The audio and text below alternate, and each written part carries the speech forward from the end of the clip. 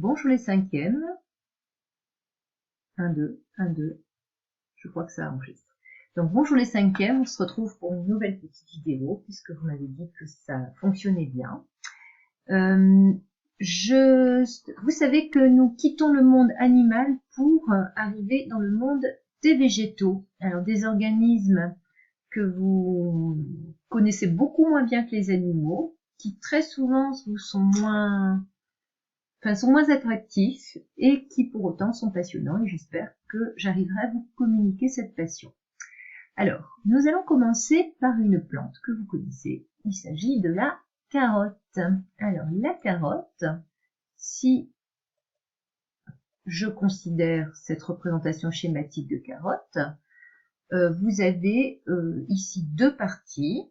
Donc, cette première partie orange, vous imaginez, je pense que vous pouvez la nommer, il s'agit de la racine. Et la deuxième partie, il s'agit des feuilles. Sur la première diapo, nous avons vu que nous pouvons voir de temps en temps, à certaines époques de l'année, une tige qui va porter les fleurs. Alors, cette plante a des besoins nutritifs comme n'importe quel organisme, ça lui permettra de grandir, et de la sixième, vous connaissez les besoins des plantes, nous l'avons déjà vu ensemble. Qui peut me rappeler, n'ayez pas peur de parler tout haut, quels sont les différents éléments qu'une plante va intégrer dans son organisme? Pause pour répondre. Alors, si vos souvenirs de sixième sont encore présents, nous avions vu qu'une plante allait consommer de l'eau et des sels minéraux, qu'on appelle aussi des minéraux. Ce sont des choses qu'on va retrouver dans la terre et donc on peut s'imaginer que ça rentre par la plante au niveau de la racine. Et vous savez également, mais souvent vous l'oubliez, qu'une plante au niveau de la partie aérienne est en contact avec l'air, et dans l'air il y a du dioxyde de carbone, ce qui est également un aliment pour la plante. Alors, on retient bien que depuis la sixième, nous savons qu'une plante a besoin de dioxyde de carbone, regardez la formule chimique, CO2, de l'eau et des minéraux. Et cette intégration des substances ne se fait qu'en présence de lumière. Nous allons donc étudier le prélèvement des éléments nutritifs par les végétaux et nous allons chercher précisément comment la plante fait pour prélever son dioxyde de carbone. On a déjà une petite idée, puisque le dioxyde est dans l'air, on peut supposer que c'est au niveau des feuilles. Je vous laisse écrire les titres sur votre cahier. Mettez sur pause. Comment comprendre comment une plante prélève le dioxyde de carbone? On part de l'hypothèse que ce prélèvement se fait au niveau des feuilles.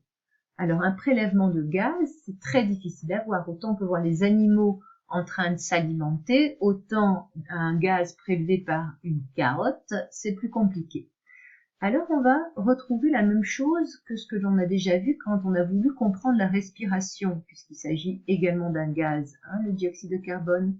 On va pouvoir mettre une plante sous cloche et on utilisera un appareil qui cette fois-ci va mesurer le dioxyde de carbone. Il faut savoir que dans l'air, naturellement, on a une petite quantité de dioxyde de carbone. L'air est formé à 0,03% de dioxyde de carbone. Je me suis trompée d'un chiffre ici que je corrige.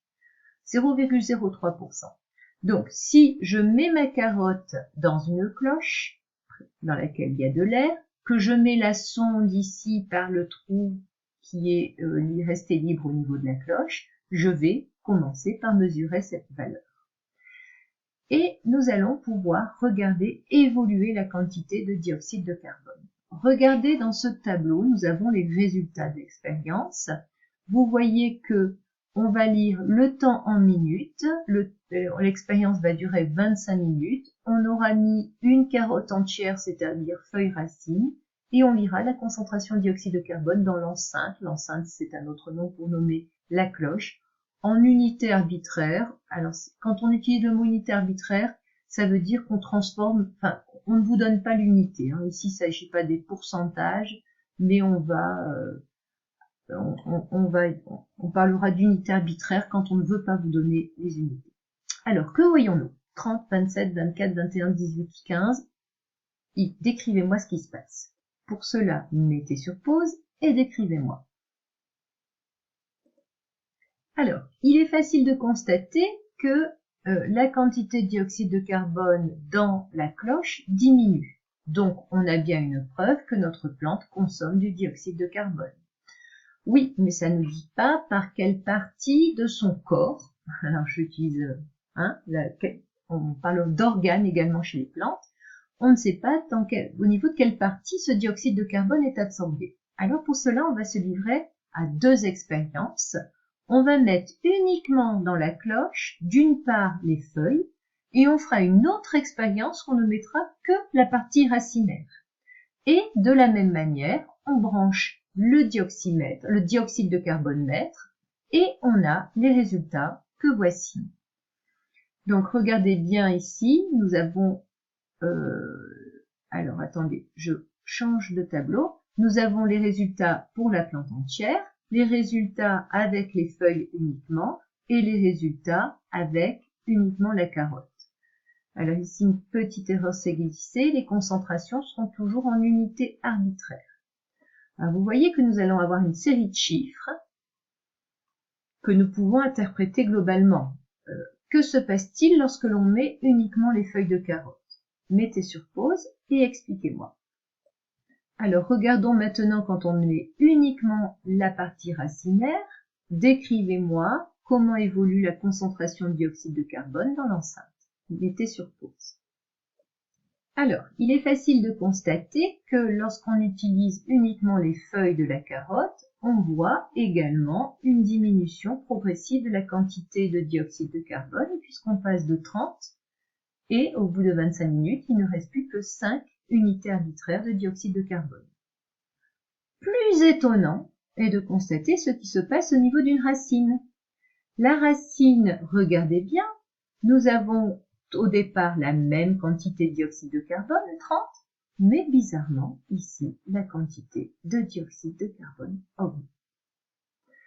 Alors, pour mieux comprendre encore l'évolution de ces chiffres, je vais vous demander un petit exercice très simple qui va être de reproduire les valeurs de ces tableaux sous la forme d'un graphique. Et je voudrais avoir 3 graphiques sur un même document, sur une même page. Pour cela, vous allez préparer dans une page de votre cahier, prenez le cahier en format paysage et je vais vous demander d'installer l'axe des abscisses, l'axe horizontal, qui présentera le temps en minutes.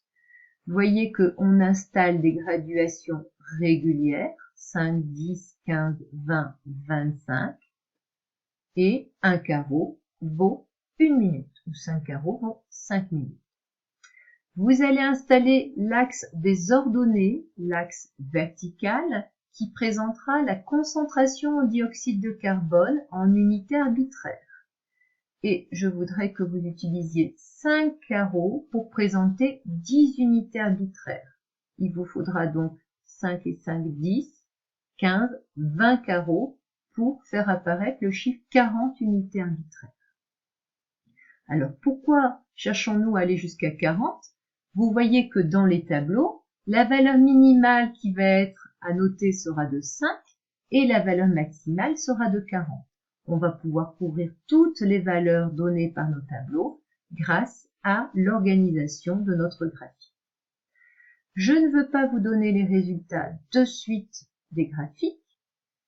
Vous allez bien prendre votre temps, revenir sur l'image, sur le tableau. Vous pouvez également basculer sur le graphique et vous me faites apparaître les 3 courbes. D'une part, l'évolution de la concentration de dioxyde de carbone lorsque la carotte est entière. Lorsqu'il n'y a que les feuilles, deuxième courbe, vous allez la faire en une autre couleur. Et troisième courbe, lorsque nous n'avons que la partie racinaire. À vous de jouer. Je vous rappelle qu'un graphique se fait au crayon gris, à la règle, et vous, une fois que vous avez représenté vos points, vous passez à main levée, rejoindre, relier vos points. Pause. Eh bien, vous verrez la correction la fois prochaine. Pour l'instant, faites bien votre graphique et tâchez de réfléchir à ce qui s'est passé dans cette carotte pour que la partie racinaire présente une augmentation de CO2, tandis que la partie feuille présente au contraire une consommation de dioxyde de carbone. À la prochaine fois!